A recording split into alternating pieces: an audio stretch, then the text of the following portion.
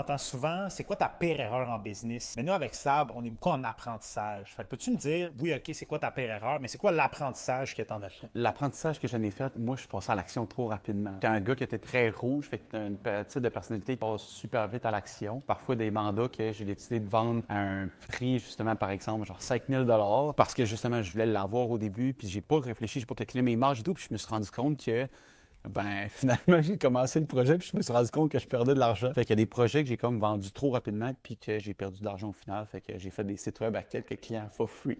Ouais, ben écoute, c'est super intéressant. Puis mettons, t'aurais-tu un conseil que tu pourrais donner par rapport à ça pour ouais, du monde qui se partent en affaires ou des gens qui ont de la difficulté à avoir des bonnes marges? Mettons-tu une manière simple pour calculer tes marges quand tu fais un projet? Ouais, ben quand tu as ton équipe, il faut que tu calcules le nombre d'heures qu'il va mettre sur le projet. Puis après ça, ben, si tu fais une marge de 50 ben, tu fais juste x2, par exemple, le nombre d'heures. Fait que si tu veux un vidéo, ça lui prend 5 heures, un taux horaire de 50, ben, ça va faire 250 Fait que tu peux le vendre 500 la vidéo, tu vas avoir une marge de 50. Fait que ça, c'est le genre de truc qu'il faut que tu calcules, il faut que tu prépares l'avance parce que si tu vends un prix à ton client, mais tu n'en as pas parlé à ton équipe, là, tu es dans la merde. Parce que peut-être que tu n'auras pas le budget, il faut le déléguer. Il faut que tu le passes toi-même, mais ça ne te rend peut-être pas. Tu sais.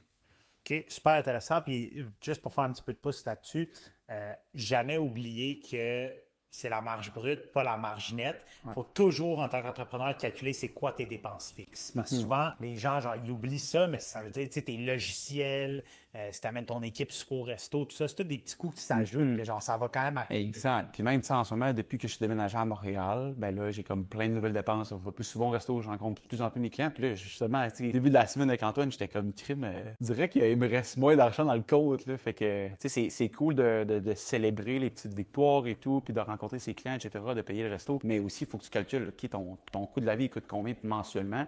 Est-ce que tes revenus avec tes clients, tu es capable de te payer ce lifestyle-là ou non, tu sais? Fait que ça, c'est mon petit côté rouge qu'il faut que je travaille.